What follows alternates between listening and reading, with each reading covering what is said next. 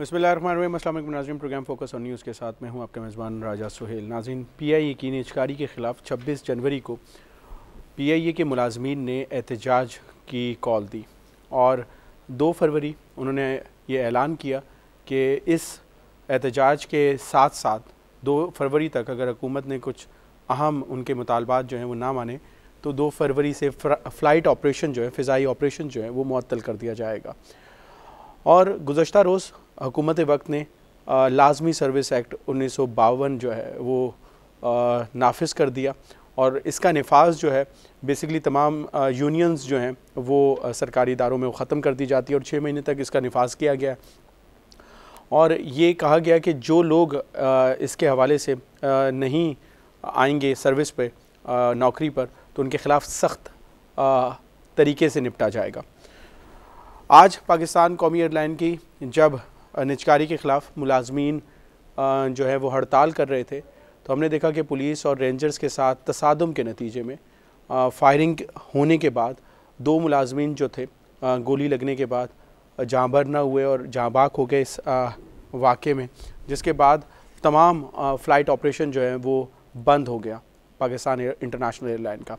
और पालपा जो है जो पायलट्स की एसोसिएशन है उन्होंने भी इस हड़ताल का साथ देते हुए अपने ऑपरेशन में मुकम्मल तौर पर बंद करने का ऐलान किया।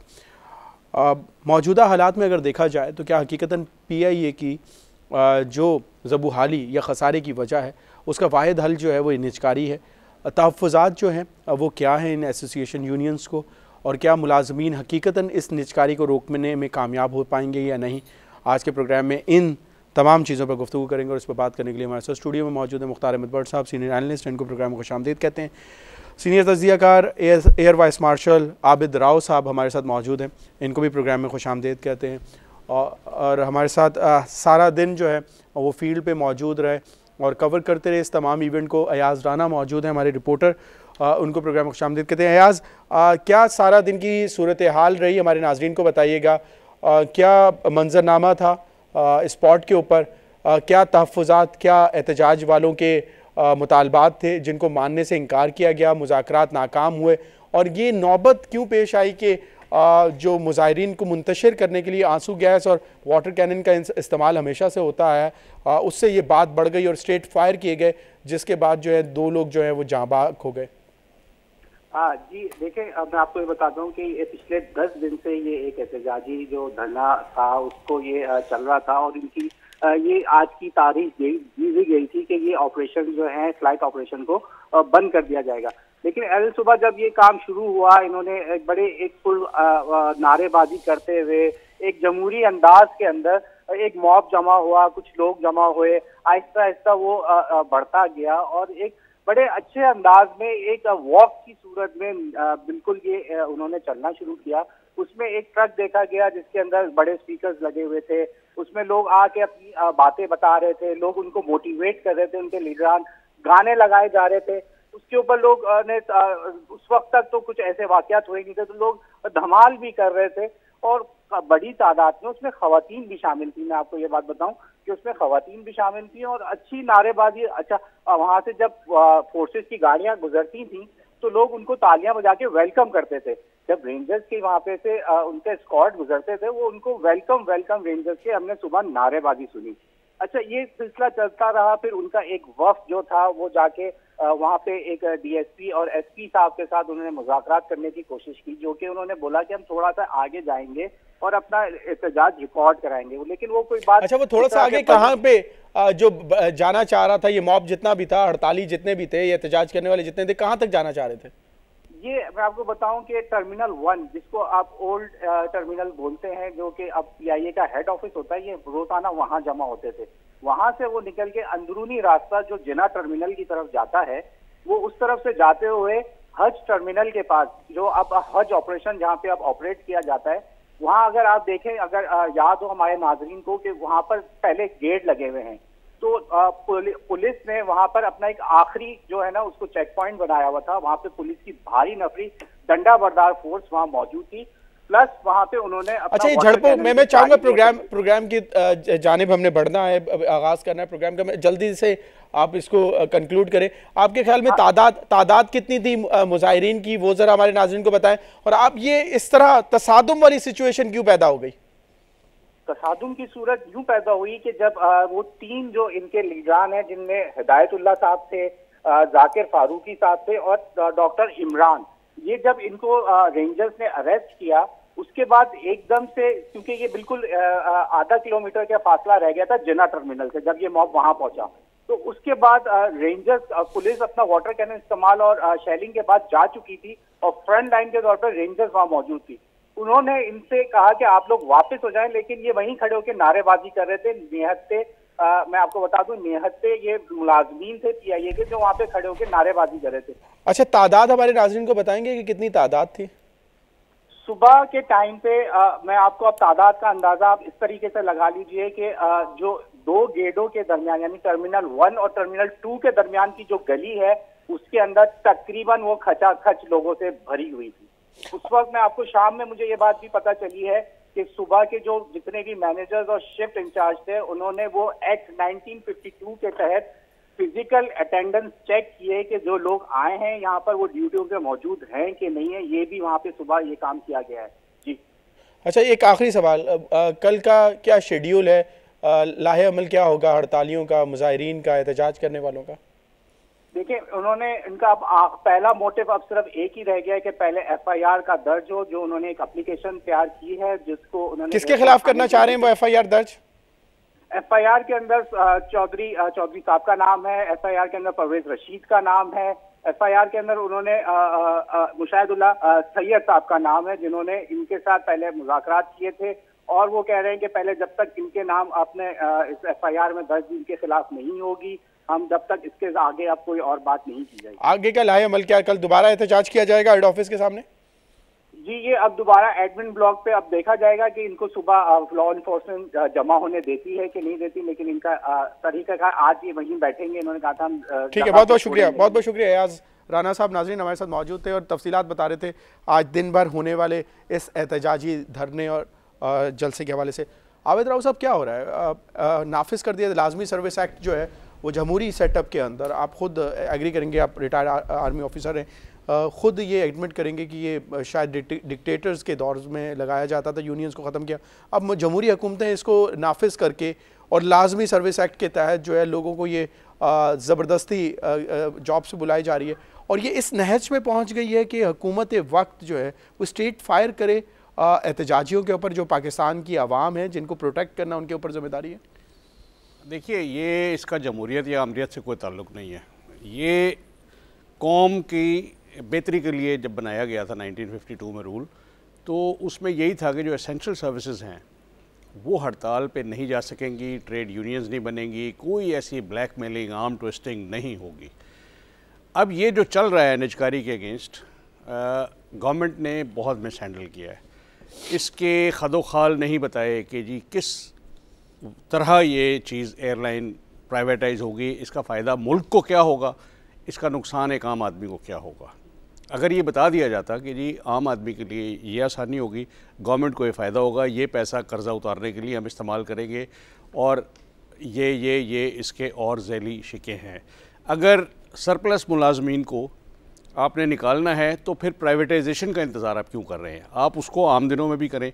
मसला यही है कि ये दोनों पॉलिटिकल पार्टीज जो गवर्नमेंट एम्प्लॉयज़ को निकालना इतना आसान होता है? मेरे ख्याल में आसान बिल्कुल होता है। आप इनएफिशिएंसी का लगा सकते हैं, आप सरप्लस होने का, उसके बाद वो अदालतों में जाते हैं और वो इससे पहले भी निकाले गए। देखिए, वो फिर इन्होंने ही गड़बड़ की ना कि जो 96 में निकाले गए थे वो 12 साल की तनख्वाह लेके सीनियोरिटी बैग सारा लेके वापस आ गए।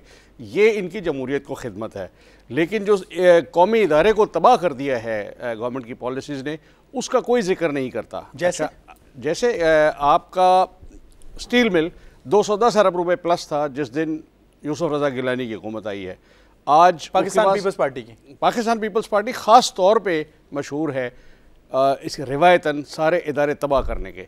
ये नई नौकरियां नहीं क्रिएट करते, नए कोई इकोनॉमिक एक्टिविटी डेवलप नहीं करते, लेकिन जो सोने का अंडा देने वाली मुर्गियां हैं उनको ओवरलोड करके ये मार देते हैं। इन्होंने स्टील मिल के साथ ये किया, इन्होंने रेलवे के साथ ये किया, रोड माफिया के लीडरान को रेलवे हवाले करके उसको सिस्टमेटिकली तबाह किया। इसमें एटलीस्ट ये नून लीग वाले थोड़े से बेहतर हैं कि ये इन्होंने रेलवे को फिर एक ट्रैक पे डाला है, ऑल्दो इससे बहुत बेहतर हो सकता था, बट मैं फिर उसको क्रेडिट देता हूँ साद रफ़ीक को कि उसने रेलवे को उसका खसारा कम किया है। PIA 320 अरब रुपए के खसारे पे बैठी है। PIA अगर प्राइवेटाइज होती है, इनका तो मुझे नहीं पता इन मुलाजमीन का क्या बनेगा, लेकिन कौम का वो जो खसारा हर साल 10-12-20 अरब रुपए जा रहा है ना, वो बच जाएगा, जिसके नाम पे एक्स्ट्रा टैक्स ये हुकूमत लगाती है। नंबर 2, इनमें ज़्यादातर वो लोग हैं जो पॉलिटिकली मोटिवेटेड हैं। जब ये पार्टीज आती हैं, ये इन लीग्स को खरीदते हैं।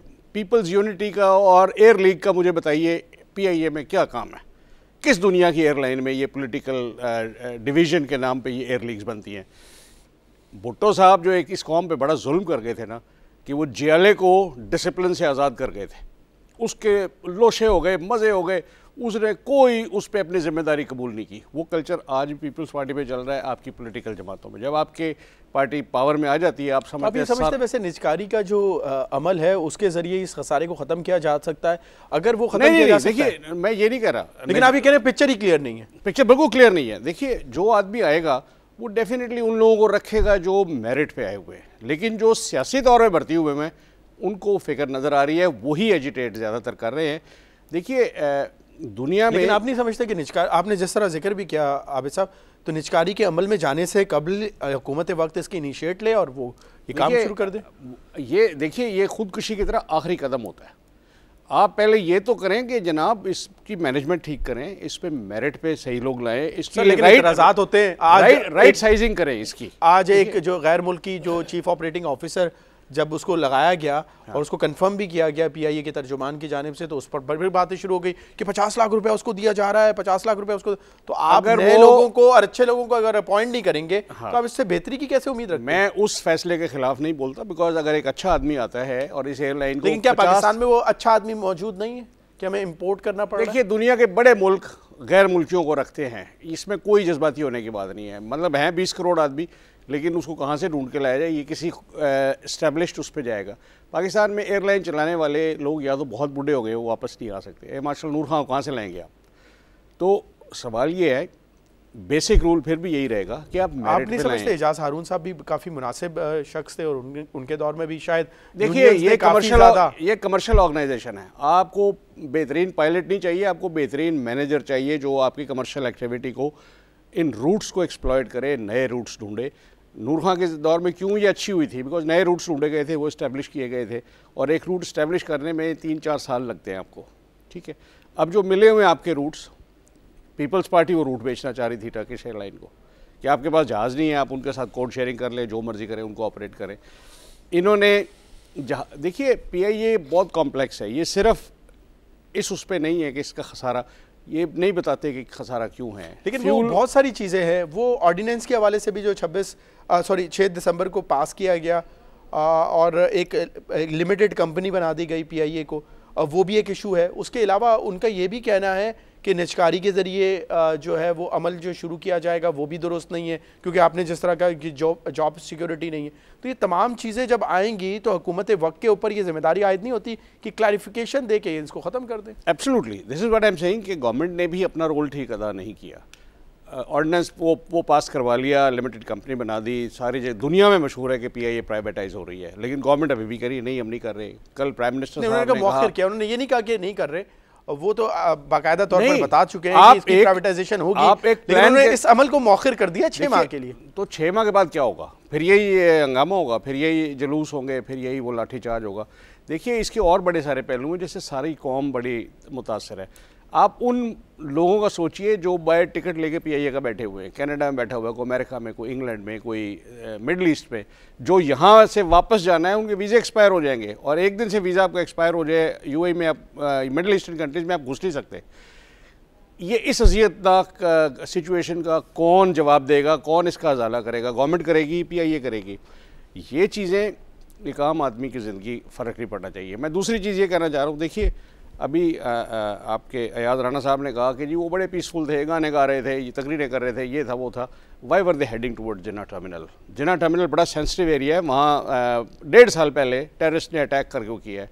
आज सारा दिन ये खबर चलती रही कि वो गोली अंदर से किसी ने चलाई है, छोटे बोर की है, फलाना है। अगर इसी उसमें कोई वहाँ जाके कोई हंगामा कर देता, कौन जिम्मेदारी लेता? ये पीआईए वाले तो आपके ख्याल में वो तो तमाम पीआईए की मुलाजमीन है जो वहाँ पे रोजाना देखिए, जाते हैं। पीआईए के तो मुलाजमीन हैं, लेकिन इनके बीच में कोई शामिल हो जाए, वो वहाँ पे जाके कोई और एक्सप्लोजन कर दे, कुछ और धमाका कर दे। इस वक्त रेंजर्स और पुलिस वाले बड़े इस वक्त ऐसी टेंस सिचुएशन में है कि गलती के इम्कानात इनसे बहुत ज़्यादा अहम तंसीबात है, उसको सिक्योर करना ज़्यादा ज़रूरी है। और उन्होंने पहले हवाई फायरिंग की है, ये नहीं माने। ये 100 कहते रहे कि अब तुम्हारा तो मकसद पीसफुल था। भाई पीसफुल आप इतने दिन वहाँ पे रहे अपने कंपाउंड में, नोबडी बॉदर्ड। आप नारे लगाएं, जो मर्जी करें, वो जमहूरी चीज़ है। इन्होंने मजबूर किया है गवर्नमेंट को कि ये लाजिम सर्विस एक्ट इन पर लागू किया जाए, तो गोलियां मारी जाए। नहीं, गोलियां, देखिए गोली मैंने कहा ना आखिरी हद है, लेकिन कोई आएगा कल भी अगर जिन्ना टर्मिनल में टापने की कोशिश करेगा, गोली उसको भी लगेगी। ये इनको भी सोचना है कि एहतजाज किस हद तक जाना है। आपका एहतजाज रजिस्टर हो गया, अब आप नेगोशिएशन पे आए, आपने बता दिया है गवर्नमेंट को आप कितने स्ट्रॉन्ग हैं, कितने लोग आपके साथ हैं, आपका कन्वे हो गया है। एक मुलाकात हो चुकी है प्राइम मिनिस्टर साहब से इनकी, लेकिन उसका नतीजा ज्वाइंट एक्शन कमेटी की, तो उसके बाद नतीजा नहीं निकला। उसकी वजह ये है कि इनमें बहुत सारे ऐसे लोग हैं जिनको ये डर है कि जैसे ही प्राइवेटाइज हुई उनकी जॉब गई। देखिए, ये यूनियंस का एयरलाइन में कोई, पाकिस्तान जैसे जमहूरी माहौल में जहाँ आपकी पार्टी अगर पावर में आ गई तो आपने सारा मुल्क को अपनी मिल्कियत समझ लिया, ये नहीं है। ये पीपल्स यूनिटी एयर लीग, इनकी ये वाली एक्टिविटीज़, जहाँ ये हड़ताल कॉल करे, जहाँ ये ऑपरेशन सस्पेंड करे, ये ख़त्म होनी चाहिए। ठीक है बट साहब, आप ये समझते हैं कि मिस हैंडल किया गया इस तमाम वाक़े को? मैं पूरी तरह से मुत्तफिक हूँ। देखो, ये ग्रॉसली मिस हैंडल्ड सिचुएशन। देखिए, निजकारी करना कोई बुरी बात नहीं है, लेकिन क्या पीआईए की निजकारी इस वक्त होनी चाहिए थी? इससे पहले कि मैं इसके ऊपर ज़रा थोड़ा रोशनी डालूं, ये थोड़ा सा मैंने एक्सट्रैक्ट निकाला है मियां नवाज शरीफ PMLN का 2013 का मैनिफेस्टो। उसमें उन्होंने बड़ा क्लियर कहा कि जो state owned institution like PIA, railway, Pakistan steel, वापडा एंड अदर इंस्टीट्यूशंस, ये पाकिस्तान की इकानमी पे बहुत बड़ा बोझ है और ये लॉस मेकिंग है, और ये तकरीबन 400 अरब रुपया सालाना इसके ऊपर हम खर्च कर रहे हैं। उनका उन्होंने हल ढूंढा। हल में क्या तजवीज़ किया? ये मंशूर का हिस्सा है, मंशूर का हिस्सा 2013 के इलेक्शन से कबल जो उन्होंने खुद अनाउंस किए कि PMLN will initiate following actions to turn around the loss making state enterprises. Urdu विच दस दियो मेरे ख्याल में पाकिस्तान के वो इंडिपेंडेंट प्रोफेशनल बोर्ड्स अपॉइंट करेंगे, जो इन टर्न जो है वो most competent CEOs through competition जो है उनको अपॉइंट करेंगे, और मेरिट जो है वो सिर्फ एक ओनली क्राइटेरिया होगा। क्या ये फॉलो हुआ? अच्छा, उसके बाद क्या निजकारी का इसमें बात थी? उसके बाद उन्होंने ख़ास तौर पर PI के हवाले से ये कहा कि PIA will be prescribed and complete, नहीं sorry, PIA shall be transformed into a profitable and reputed airline of the region. उसमें उन्होंने कोई प्राइवेटाइजेशन का जिक्र नहीं किया। सर, वो तो बाद में आया ना, जब IMF ने आप उनसे तो लोन ले और फिर आप अपनी मर्जियां लगाने की कोशिश करें तो फिर तो नहीं हो सकता ना। ये है, आप पैसे भी किसी से मांगे। मैं मानता हूँ, तेरे बात सुने, ये जब 18 जहाज़ थे तो 17,000 एम्प्लॉइज़ थे, तकरीबन 750 एम्प्लॉई जो हैं पर एयरक्राफ्ट थे।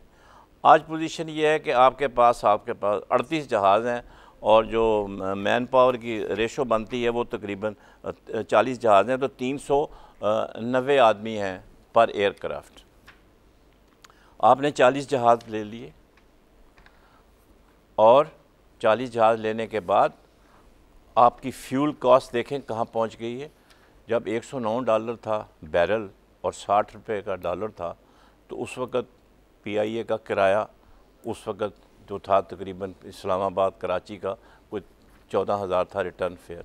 आज टिकट बिकी है 55,000 की इस्लामाबाद की 2 वे। सर, एक चीज़ अगर आप माजरत में ऐड कर देता हूँ, 9 दिसंबर 2015 को चेयरमैन एफबीआर जो उस वक्त थे के मेंबर डॉक्टर इकबाल साहब जो हैं दुबई में आईएमएफ मिशन को 40 अरब रुपए की इजाफी रेगुलेटरी ड्यूटी के निफाज की तफसीलात के बारे में एतमाद में लिया और पाकिस्तान ने $52 करोड़ की नवी किस्त की जो शर्त है उसने अगले माह पूरी कर दी थी, जिसमें निजकारी के अमल को बिल्कुल वो ठीक है ना। अब इन्होंने इसका फैसला तो कर लिया है निजकारी करने का, अंडरटेकिंग दी हुई आईएमएफ को कि 30 जून से पहले सर ऑप्शन नहीं है ना, फिर और कोई ऑप्शन नहीं है ना, ऑप्शन नहीं है। लेकिन बात यह है कि इस मसले को पैसे भी लो तो उन्होंने गल भी नहीं मांगना। नहीं पैसे, मैं ये कहता हूँ कि पैसे लो तो आपने जो पहले प्राइवेटाइजेशन की है, देखें ट्रैक रिकॉर्ड पाकिस्तान की प्राइवेटाइजेशन का बहुत बुरा है। अभी ये कहते हैं ना, कोर्ट करते हैं जी एमसीबी ने तरक्की की, तो तरक्की की बिल्कुल ठीक है, वो मतलब यह है कि उन्होंने की तरक्की की डिसिप्लिन ला के की, ठीक है कि नहीं है। लेकिन आपने इनिशियली इनको पीनट्स पे बेचा जितने दूसरे बैंक थे। आपने OGDCL का वेल्थ बेचा जो कि 1.5 साल की जो उसकी इनकम थी उसने आपने दे दिया। हबीब बैंक 20 अरब का बेचा। मतलब बात यह है कि वो अब मैनेजमेंट आ गई है, उन्होंने कंट्रोल किया हुआ है, अभी भी यूनियन है उसके अंदर, लेकिन यह है कि दे आर मैनेजिंग इट। तो अब इन्होंने ये कहा है अपने कि जो खसारा है उसकी वजह यह है मुसलसल बद इंतज़ामी। अभी इश्तिहार चल रहा है अखबारों में, आज भी आया है, लातादाद गैर ज़रूरी भर्तियाँ, तो इन्होंने रोकेगा कौन? सुने, माली बद इंतज़ामी और गैर ज़िम्मेदार स्टाफ। अब एयर मार्शल साहब ने ये बात की है कि ये भर्ती किसने किए थे, आपने क्यों भर्ती की है? सर इनसे पहले हुए ना? नहीं इनसे पहले नहीं, हर हुकूमत ने जमहूरी दौर में, आपने जमहूरियत की बात की थी ना, हर दौर में ये भर्ती हुए, हर दौर में ये भर्ती हुए हैं। और फिर अब ये कह रहे हैं कि प्राइम मिनिस्टर की जब मीटिंग हुई थी जॉइंट एक्शन कमेटी से, कैटेगोरिकली मैंने जो टीवी पे देखा अखबारों में है कि निजकारी PIA की नहीं होगी। नहीं सर मौखिर किया था। नहीं अभी नहीं, मौखिर आज की बात है भाई, क्या बात कर रहे हैं आप। उन्होंने कहा था निजकारी नहीं होगी और वो सारे मुतमईन होकर आ गए। अब उन्होंने कहा निजकारी मौखिर कर दी है। अब अगर निजकारी मौखिर कर दी है तो 50 लाख रुपए का चीफ ऑपरेटिंग ऑफिसर आज अपॉइंट करने की क्या ज़रूरत है? वो 6 महीने बाद आप करें। आप जो उसको 50 लाख हिसाब से 3 करोड़ 4 करोड़ रुपया उसको देंगे बिठा के, उसका क्या मकसद है? देखें, जैसे इन्होंने शुरू में ही कहा, आई एग्री कि ये टोटली मिस हैंडल्ड इशू है, बिल्कुल मिस हैंडल्ड इशू है। और इस तरह से अच्छा, फिर इसका मतलब ये हुआ कि जो मुसलसल बद इंतज़ामी है, बैड गवर्नेंस है, तो बैड गवर्नेंस की वजह से हम प्राइवेटाइज कर रहे हैं। तो चीफ जस्टिस ऑफ पाकिस्तान ने कहा है कि हुकूमत जो है बैड गवर्नेंस है थ्रू आउट पाकिस्तान, तो हमें जो हुकूमत का जो कारोबार ज़िंदगी है उसको भी हम प्राइवेटाइज कर दें, फिर तो बेहतर नहीं होगा। देखें बात यह है, ये इस तरीका नहीं है मसले, हर चीज़ को आप देख लीजिए। हाँ, एजुकेशन का देख लें, हेल्थ का देख लें, कम्युनिकेशन का देख लें। क्या इस गवर्नमेंट ने कोई रोड मैप दिया है आपको कि 5 साल बाद जब ये जाएंगे, जिसमें से अब 2 साल बाकी रह गए हैं, मुल्क कहाँ खड़ा होगा? इनके जो बहुत प्रोमिनेंट वादे थे वो लोड शेडिंग पे थे, उसमें झूठे पड़ गए। नहीं, लेकिन वज़ीर आज़म साहब ने बारहा कहा कि वो लोड शेडिंग 2018 तक खत्म कर दी जाएगी। हुकूमत में आने के बाद 2025 जो है वो आपने देखा है 2013 पहले 6 महीने का टाइम दिया था, ठीक है, 3 महीने का शहबाज शरीफ कहते हैं अगर नाम मैंने कर दिया मेरा नाम बदल देना। वो लोग पूछ रहे हैं क्या नाम आपका रखें आपके पास। और मुझे बताइए, वाटर रिजर्वायर्स को बनाए इन्होंने? नहीं बनाए। इन्होंने किस चीज़ का आपको रोड मैप दिया है? Airline is one of those issues जो ये कह रहे थे कि यू सी हमारे इस पॉलिटिकल सिस्टम को करप्ट प्रैक्टिसेस सूट करती हैं, ये ना इफ़ेक्टिव नैब बनने देंगे, ना इफ़ेक्टिव पुलिस सिस्टम बनने देंगे, क्योंकि फिर पकड़े तो यही जाएंगे। तो यही हाल आपका इसका है।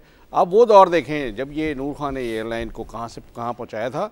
88 तक PIA की परफॉर्मेंस देख लें, फिर माशाल्लाह जमहूरी दौर आ गया, और फिर देख लें कि इसकी ये जो इन्होंने फिगर बताई है एयरक्राफ्ट टू दिस रेशो, देखिए इसमें 18 से जो 40 जहाज़ हुए हैं, इनमें ज़्यादातर वो जहाज़ हैं जो वेट लीज पे आए हैं, जिनका क्रू भी वहाँ से साथ आएगा, जिनका क्रू साथ आएगा।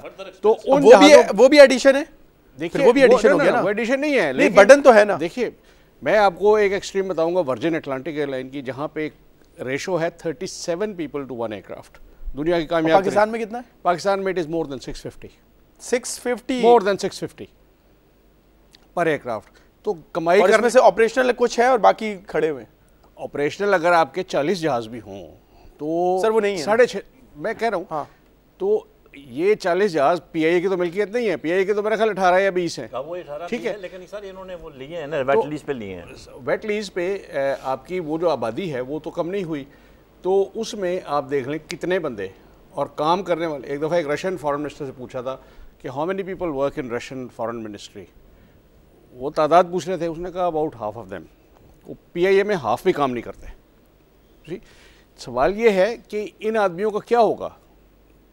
Fake TADA bills, fake medical bills. Sir इसको रोकने का काम भी तो हुकूमत वक्त का है। जो लोग हुकूमत वक्त अगर बैठे हुए लोग हैं, जो मिनिस्ट्रीज में बैठे हुए लोग हैं, उनका काम है सर। अगर काम का आदमी अपॉइंट नहीं करेंगे ना as the man in charge, फिर यही होगा।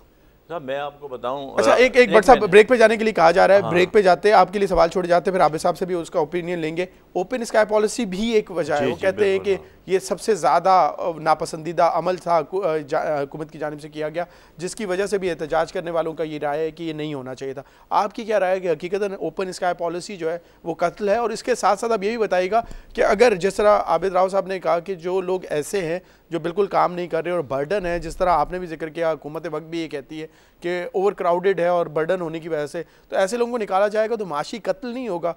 उनको किस तरह एडजस्ट करेगी हुकूमत के पास? क्या ऑप्शन होगा? इसका जवाब लेंगे। पॉलिसी पे रोशनी डालते हैं, लेकिन एक जुमला मैं पूरा कर दूं। राव कमर सुलेमान साहब तशील आए थे, ये चीफ मार्शल जो थे, चेयरमैन और MD-PIA, ठीक है, वो रिज़ाइन करके चले गए। क्यों चले गए? Political interference. ठीक है, इसका जवाब लेंगे एक छोटे से कमर्शियल ब्रेक के बाद। नाज़रीन यहाँ वक्त है छोटे से कमर्शियल ब्रेक का, कहीं जाए देखते हैं बिजनेस प्लस।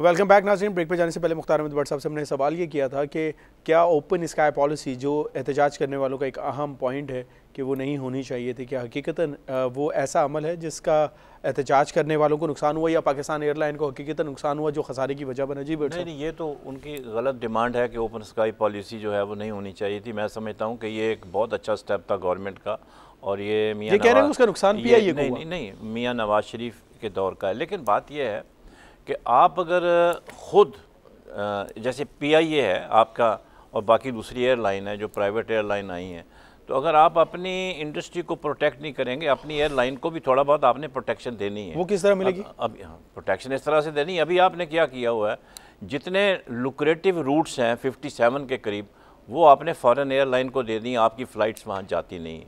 ठीक है। अच्छा, नंबर 2, आप ये देखें कि आपका जो सारा बल्क ऑफ ये जो पैसेंजर है, ये 7 फ़्लाइट्स है एमिरेट्स की, फ्लाई दुबई की हैं, कतर एयरलाइन की हैं, टर्किश एयरलाइन की हैं, तकरीबन। सर तुम्हारे को जहाज़ भी तो नहीं जहाज़ अभी तो आपके पास आगे हुए हैं ना। आप देखें ना, आपने सारे ट्रैफिक राइट्स जो है वो सेल किए हुए हैं उनको, और आपके अपनी ट्रैफिक जो है वो आपकी मिनिमाइज़ हो गई है। जब इतना फ्यूल कास्ट कम हो गई है और आपने सारे बंदे उनको दे दिए, कितने दिए? 18,25,000 आदमी, 5,000 आदमी सफ़र करता है फॉरेन एयरलाइन से डेली, तो तकरीबन 18,25,000 आदमी जो हैं वो साल के सफ़र करते हैं। अगर आप 75% सीट यूटिलाइजेशन करें तो 13,68,750 लोग जो हैं सफ़र करते हैं। इसमें 60% जो हैं वो यूएई के हैं, दुबई के हैं जो हब है वहाँ पे, और आगे जो 40% है वो आगे जाते हैं। तो इसमें अगर आप पैसे कैलकुलेट करें, इनका किराया करें, रिसीव करें, तो तकरीबन $6 to $8 billion annually foreign airlines are siphoning which should have been earned by PIA. आपने अपनी सारी ट्रैफिक उनके हवाले कर दी है, और फिर आप कहते हैं जी हम प्राइवेटाइज करेंगे, तो फिर तो प्राइवेटाइज ही होगी ना। आप इनका और ट्रैफिक राइट्स बढ़ा दें तो और फिर आप प्राइवेटाइजेशन करते हैं। जी आबिद साहब, मैं देखिए इनसे इख्तलाफ करूँगा। देखिए, ओपन स्काई पॉलिसी दुनिया में बड़ी एयरलाइंस कर रही हैं। सिंगापुर एयरलाइन, मतलब क्या वो जजीरा है, क्या वो छोटी सी एयरलाइन थी? जब वहाँ ओपन स्काई पॉलिसी आई, ली कुआन यू पे ये एयरलाइन वालों ने बड़ा एतराज़ किया। उसने कहा no, I want you to be number 1 airline in the world after competition. आप अनडिक्लेयर्ड भोलू पहलवान ना बने कि किसी से लड़ाई नहीं की, यू आर नंबर 1। लेकिन आबिद साहब एक मिनट में आप ये समझते हैं कि कमज़ोर शख्स जो है वो किसी ताकतवर रेसलर से लड़ सकता है? आप कमज़ोर नहीं थे। जब ये 92 में नवाज शरीफ साहब ने ही अपने पहले टेन्योर में ओपन स्काई पॉलिसी की थी, उसके नतीजे में देखिए क्या हुआ। उसके नतीजे में या हजवेरी एयरलाइन आई, भोजा आई, राजी आई, कितनी प्राइवेट एयरलाइंस आई। ये कंपटीशन पीआईए, लेकिन उसके बाद आई, उसके बाद तो और वजह होंगी ना, फिर बिकॉज यहाँ बदमनी इतनी हो गई कि एयरब्लू आई, इंडस आई, और भी आई हैं, वो आई है, इंडस चल गई। मेरा कहने का मकसद ये है, वरना पीआईए की अगर आप मोनोपोली रखें, आप पाकिस्तानी सिटीजन के एंगल से सोचें, किरायों पे मोनोपोली किसी एयरलाइन की नहीं होनी चाहिए। ये कंपटीशन है जिसने इनको एक लेवल पे रखा हुआ है। अब जब आज हड़ताल हुई है तो उसके बाद जो बाकी वो देख लें, वो ये बता रहे थे कि जी 55,000 रुपए का टिकट, 57,000 रुपए का इस्लामाबाद का रिटर्न टिकट हो गया। अच्छा, ये तो फिर प्राइवेट एयरलाइंस करेंगी, क्योंकि गवर्नमेंट उन पे नहीं कर सकती, कोई कंट्रोल गवर्नमेंट नहीं, वो as per policy, as per rule, civil aviation, you can't fix civil aviation कर सकते, सिविल एविएशन इसको कंट्रोल नहीं करती, आपकी ये उसके रूल्स में, अथॉरिटी में नहीं है किराया कंट्रोल करना।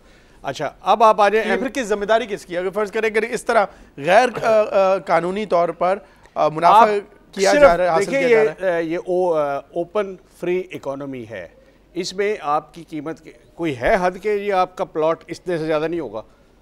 अचानक बैठे बैठे 1 करोड़ का फ़ायदा आपको हो जाता है एक्स्ट्रा, अगर आप लास्ट वीक बेचते हैं और आज बेचते हैं। तो ये बास चीज़ों में रेगुलेटेड है, बास में रेगुलेटेड नहीं है। अच्छा, इसके बाद आप आ जाए फॉरेन एयरलाइंस पे। देखिए, आप रेसिप्रोकल बेसिस पे साइन करते हैं, आपके जो एयर सर्विस एग्रीमेंट हुए हैं, दुबई ने कितना कॉन्फिडेंटली अपनी ओपन स्काई की, उसने कहा जितनी फ्लाइटें आपने लानी है लाएं। पाकिस्तानी क्यों जाते हैं एमिरेट्स पे, क्यों जाते हैं इत्तेहाद पे? सर्विस बेहतर है, फ्लाइट टाइम पे जाती है, उनका टर्मिनल भी अंदर है, केबिन क्रू का एटीट्यूड बहुत अच्छा है, जो गवर्नमेंट है यहाँ पे नहीं है। पीआईए में आप सफर करके देख लीजिए, नहीं, over a period of time इसमें इतना गिरावट आई है। मेरी अम्मी से ज्यादा बड़ी उम्र की खवातीन जो है वहाँ पे वो एयर होस्टेस है। देखिए, उसमें कोई रजी, वो उनके बेसिक राइट्स हैं, लेकिन उसका एटीट्यूड ठीक होना चाहिए। क्या वो क्या कहते हैं?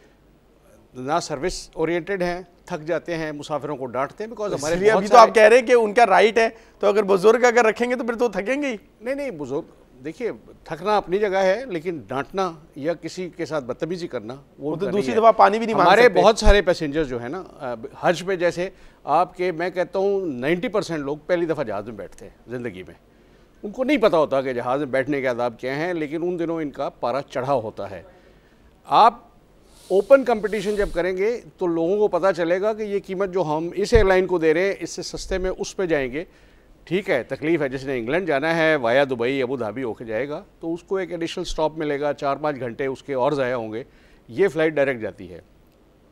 पीआईए ने इसको एक्सप्लॉइट नहीं किया। अगर पीआईए के पास आपका लंदन के हीथ्रो के साथ है ओपन स्काई पॉलिसी, जितनी मर्जी फ़्लाइटें आप ले जाएँ, उनको कैसे रोकेंगे आप? तो ये बायलैटरल एक तो एग्रीमेंट है और इसका पीआईए को फ़ायदा हो सकता है, बिकॉज आपके जिन रूट्स पे गारंटीड पाकिस्तानीज हैं, जिसमें नॉर्थ अमेरिका है, कनाडा है, जिसमें यूरोप है पूरा, जैसे मिडल ईस्ट है, मतलब मिडल ईस्ट में आपके तकरीबन 2 मिलियन वो हैं। शिकागो की फ़्लाइट आपने बंद की हुई है, आप टोरंटो जाते हैं, टोरंटो से फिर जहाज़ लेके शिकागो जाते हैं। देखिए, आपने सारे रूट्स बंद किए हुए हैं, रूट्स, बिकॉज ये भी बदइंतजामी है ना कि आपके पास जहाज़ नहीं है, आप ले जहाज़। नहीं, मैं तो कह रहा हूँ सर, अभी जहाज़ आ गए ना 40, तो अब क्या प्रॉब्लम है इनको? अब भी कम पड़ रहे हैं ना, बिकॉज फ्लाइट इतनी कैंसिल होती है, 70 कर देने, कर दें। लेकिन जब ये निष्कारी भी कर रहे हैं, माजरत के साथ एक चीज समझाइएगा, अगर हम किसी चीज को सेल आउट कर रहे हैं या हम ऑपरेशनल क्यों पैसा लगा रहे हैं, आप इन्वेस्टमेंट करेंगे इस चीज के ऊपर? मैं यही कह रहा हूँ कि ये बड़ा मिस हैंडल्ड केस है कि गवर्नमेंट क्लियर नहीं है कि हमने निजकारी करने में। वो तो आप क्लियर है ना, आप जब IMF को लिख के दे देते हैं कि हमने बाय जुलाई इसको निजकारी के जरिए, तो गवर्नमेंट ओपन करे। अपोजिशन क्या कर रही है?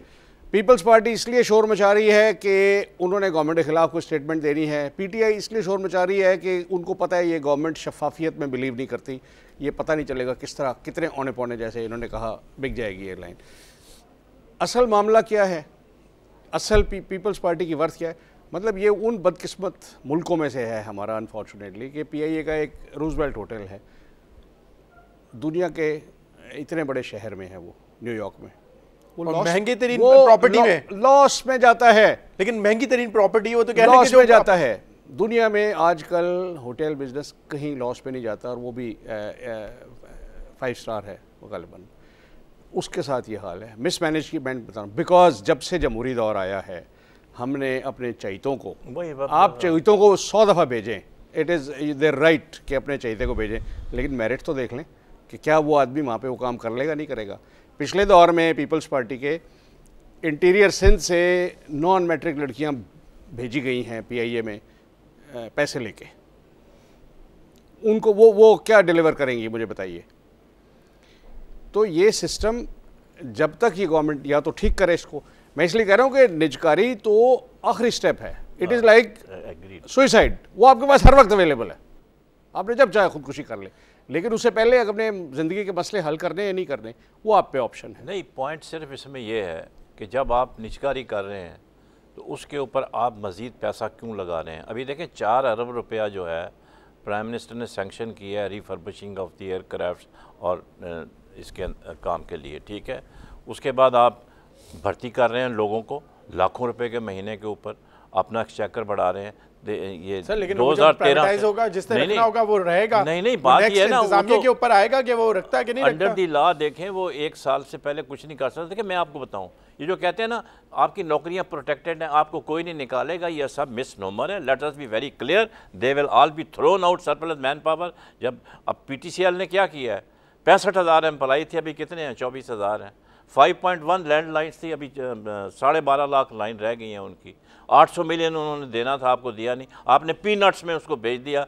पे एज यू अर्न एक नई पॉलिसी बनाई। आप बातें क्या करते हैं, या तो प्राइवेटाइजेशन का फ़ायदा हो। आपने आज तक जितनी प्राइवेटाइजेशन एंटिटीज़ की हैं, आप आ जाएँ TV के ऊपर बताएं कि आपने इतने अरब रुपया इकट्ठा किया और आपने डेट रिटायरमेंट पे इतने पैसे खर्च किए, और आप कौम को हिसाब दे दें तो ठीक है, लोग सेटिस्फाई हो आप जाएंगे। ये नहीं समझते कि जो एहतजाज अभी हो रहा है, आप 40 जहाज भी कर रहे हैं, 50 लाख का बंदा भी भर्ती, आपको क्या प्रॉब्लम है भर्ती करने की? आप स्ट्रेटेजिक पार्टनर तलाश कर रहे हैं, जो आपने पहले से किया हुआ है, आपने पार्टनर तलाश कर लिया, ठीक है, करें। आप भर्ती क्यों कर रहे हैं लोगों को?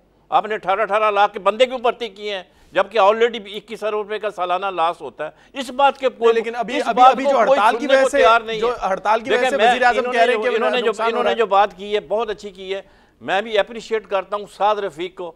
उसने देखे रेलवे भी शामिल थी ना कि इसको हम प्राइवेटाइज करेंगे, उन्होंने बहुत बेहतर काम किया है और उसको सही किया है। मेरा ख्याल है उसको PIA हैंड ओवर कर दें, प्राइवेटाइज मत करें उसको, he will put it on the rail, जैसे ट्रेन को उसने सही किया है। मेहनत तो की है ना, निजकारी में तो उसका उसने कोई कॉम्प्रोमाइज नहीं किया। उसने 11 जो इदारे हैं उनमें रेलवे भी देखें करप्शन को रोका है सर, और 11 जो इदारे निजकारी के हो रहे हैं उसमें रेलवे का मैं आपको बता दूं कि traditionally has been a sick organisation, हमेशा गवर्नमेंट की सब्सिडी पे चली, ठीक है। 80s का मैं आपको वाक़या बता रहा हूँ, उनके CFO ने मुझे बताया कि ये हमें नहीं पता कि रेलवे में एम्प्लॉयज़ कितने हैं। मैं का वेरिएशन कितनी है, कहते हैं एक फिगर 1,24,000 की है, एक 1,63,000 की है, जिसमें इतनी वेरिएशन हो घोस्ट मुलाजमीन की। रेलवे सबसे पहला और सबसे ज़्यादा करप्ट इदारा निकला था। आबिद साहब, अगर आप अलाउ करें तो हमारे साथ टेलीफोन लाइन पे मौजूद हैं कादिर खान मदोखेल साहब, मरकजी deputy general secretary Pakistan Peoples Party का। अस्सलाम वालेकुम कादिर साहब। भाई साहब, मैं ये अर्ज करना चाह रहा हूँ कि इस वक्त फौरी तौर पे एयरपोर्ट के CCTV जो है ना वो वहाँ से फुटेज हटाए जा रहे हैं और कब्जे में कैमरे लिए जा रहे हैं। तो मेरी आपकी चैनल की तरफ से ये गुजारिश है वफाकी हुकूमत से कि खुदारा ये फुटेज ज़ाहिर न करे, उसमें असल हकीकत मौजूद है कि ये गोली किसने चलाई है, कहाँ से है। तो ये फुटेज अदारों के हाथ में जो भी है उसके ऊपर वॉच कर ले, नहीं तो कल का हम और मिशन बैठ के इसी तरह मॉडल टाउन की तरफ रोते रहेंगे और हम मनपसंद जो ना फुटेज उसके अंदर डालते रहेंगे। इस वक्त ये फुटेज हटाए जा रहे हैं, आपको ये मैं इतला देने के लिए वो करा करता हूँ। जी बहुत बहुत शुक्रिया। वो ये कह रहे हैं कि CCTV जो फुटेजेस हैं वो शायद उसको कब्जे में लिया जा रहा है और वो फिर शायद कह रहे हैं मिस हैंडल या मिस यूज़ किया जाए। अच्छा आबिद राव साहब, नहीं तो लेकिन जो प्राइवेट TV चैनल ने कवरेज दी है वो कहाँ से जाएगी? तो लेकिन वो उसमें एविडेंस के तौर पर बेसिकली CCTV शायद वो। अच्छा आबिद राव साहब, आप ये समझते हैं कि अब जो एहतजाज के जरिए भी नुकसान माशी तौर पर पाकिस्तान की इकॉनमी हो रहा है? देखिए पाकिस्तान की इकॉनमी में ये बात ओवरऑल गवर्नेंस पे आती है। मजहबी जमातों ने जुलूस निकालना है, MA जिन्ना रोड पे निकालना है, जबकि पाबंदी है कि आप पाबंदी भी अपनी गवर्नमेंट वहाँ वीक पड़ जाती है, वहाँ के कारोबारी इदारे बंद हो जाते हैं। आपके सियासी जमातों ने जलसा करना है, उस दिन सारी एक्टिविटी शहर की बंद हो जाती है, सारा वो बाज़ार बंद होते हैं, सारा वो होता है, स्कूल बंद हो जाते हैं। यही हाल इस हड़ताल का है। इनको देखिए, मैंने रेलवे ये पेरिस मेट्रो की हड़ताल देखी हुई है। हड़ताल में वो 50% उस पर ऑपरेट करते थे एंड दे वुड इंश्योर कि आखिरी पैसेंजर भी वो उसे घर छोड़ के आएँ। हड़ताल उनकी कई साल हड़ताल रही थी।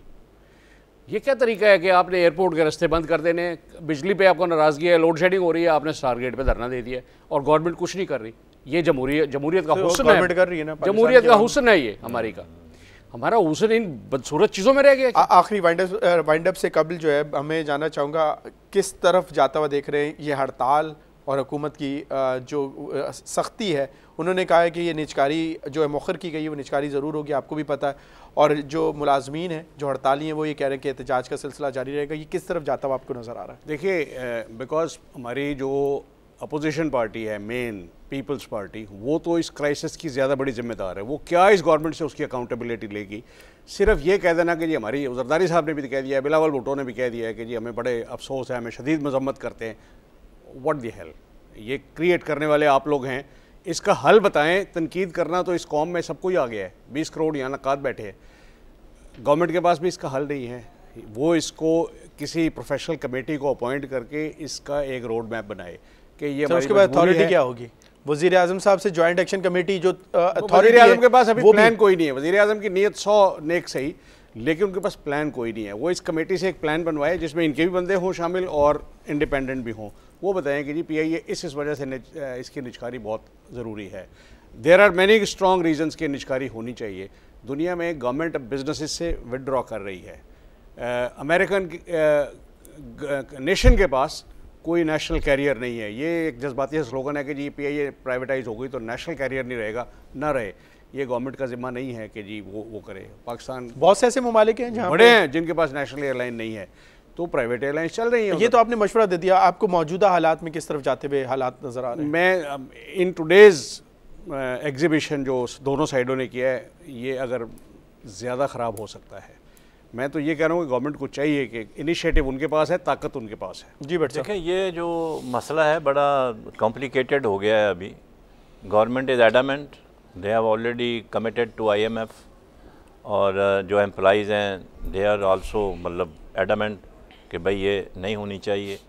अब इसके लिए जैसे उन्होंने कहा बिल्कुल सही है कि एक बजाय ये कि आप थ्रेट करें हम सबको निकाल देंगे और परवेज़ रशीद साहब हम सबके पर काट देंगे। उन्होंने कहा भुगतना पड़ेगा। वज़ीर आज़म साहब कह रहे हैं भुगतना पड़ेगा, जो कि सरबराह है। वो जब परवेज़ रशीद साहब के हम पर काट देंगे, इस तरह की बातें क्या कह रहे हैं, हम पर काट देंगे जो ये लोगों के, तो मतलब ये है कि इस तरह की बातें जो है ना वो मुनासिब नहीं है। जो वज़ीर आज़म हैं या सदर हैं या मिनिस्टर हैं, ये इनका बड़े भाई का रोल होता है।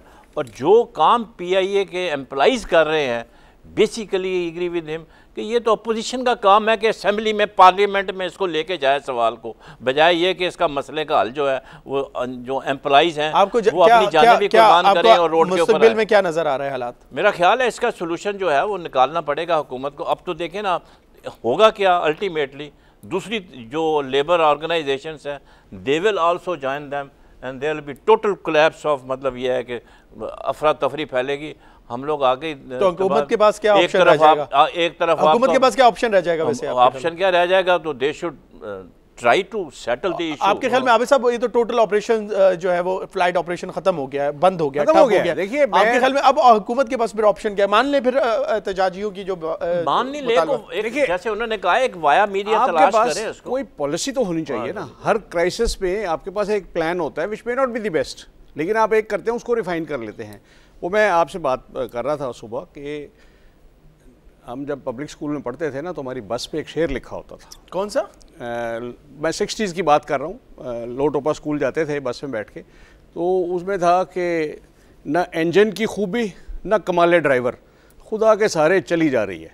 ये कहीं पाकिस्तान की हुकूमत के लिए तो नहीं, हमारी गवर्नमेंट ने मोटर इख्तियार कर लिया है कि मुल्क जिस डायरेक्शन में जा रहे हैं जाने दें, इंडस्ट्री जिस तरफ जा रही है जाने दें, पावर क्राइसिस जिधर है, लॉ एंड ऑर्डर जिधर है, वो शुक्र करें फौज ने उसको नोटिस ले लिया, लॉ एंड ऑर्डर को ठीक कर रही है। वो आज भी वो रेंजर्स और आर्मी के हक में नारे लगे, इससे मुझे कोई खुशी नहीं हुई। ये पॉलिटिकल गवर्नमेंट का काम है, आर्मी का काम नहीं है। आप दोनों पैनलिस्ट का प्रोग्राम में शामिल होने के लिए नाज़रीन, इसके साथ ही अपने मेज़बान राय रसूल को इजाज़त दीजिए। अपना बहुत ख्याल रखिएगा। अल्लाह हाफ़िज़।